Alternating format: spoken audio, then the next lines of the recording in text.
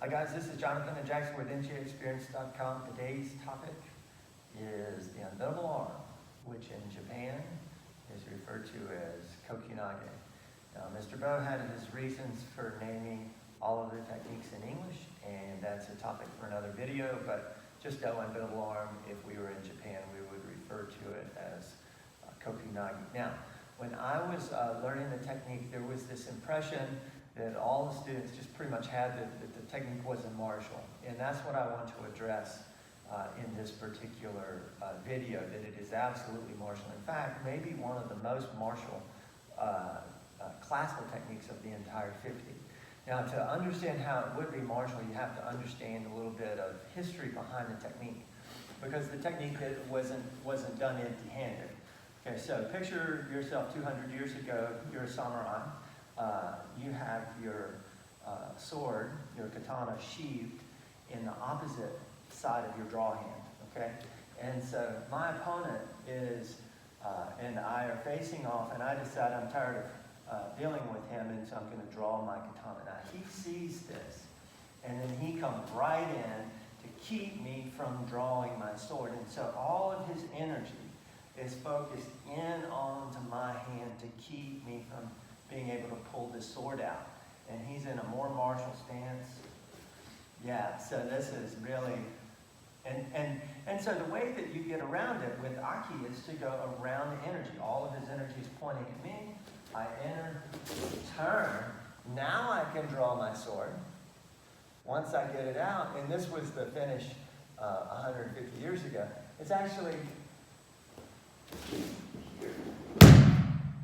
So it finishes this way with the cut. And then he's in two pieces, fights over.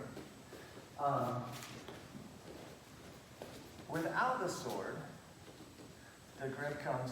His intention is to still maintain the grip, because if he allows the grip to break,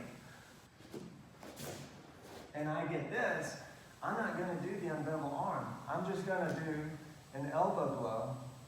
His teeth would be knocked out, fights over, and I can disengage. So, what he is trying to do is uke, and this is how it becomes martial. He is not going to let this grip break, and he's going to do everything in his power to maintain it. And so when I step in and around, look at how he has to lower his body. Now when I come across and down, there's the technique. If he lets go, I do the side elbow chop technique over. If he hangs on, that creates the opportunity for the unbendable arm. And this is what is missed with a lot of ukes. They're not trying to maintain that connection. They're not trying to recreate the historical scenario, which is, if I let go, he is going to knock my teeth out. And so they just do the technique. They just, when they get to right here, their body isn't broken in terms of balance, and they're just hanging on, generally with like a thumb and two fingers. And so there's this feeling with nage. I haven't broken his balance. I've actually given him my back, right?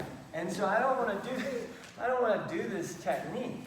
And you see it, the way that you see that, or the way that you know that, is you never see an application on an attack line from the unbendable arm off of this attack, ever. Now you'll see all kinds of leg sweeps, elbow chops, wheel throws, but you'll never see the unbendable arm. And the reason is because uke is really not doing what he's supposed to be doing, in terms of maintaining that grip. So maintain the grip, just key finger extended, tight here, no gap to occur in the palm whatsoever.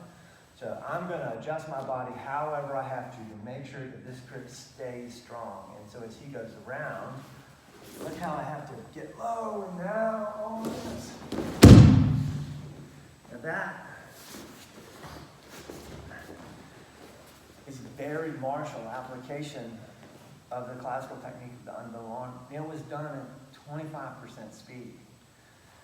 We're going to put a link in the video to a a video from a while ago, 1992. Shihin McEwen is doing a demonstration, and you'll see it. It's an application of the unbendable arm from an uppercut, and the power that can happen with this technique.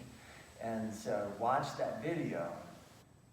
I'm not saying you need to throw the uke 6 feet into the air, which is pretty much what happens in the video, but the power from coming up when uke is so far down. Look how far down it is. Now when I go up, you can see how that can pull him, lift him straight off the ground. So watch that video.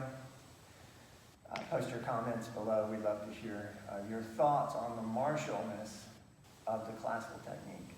And it is a martial application. So straight out of the box, there's no adjustment that needs to be done to make the unbendable arm Kokyunage classical a martial application.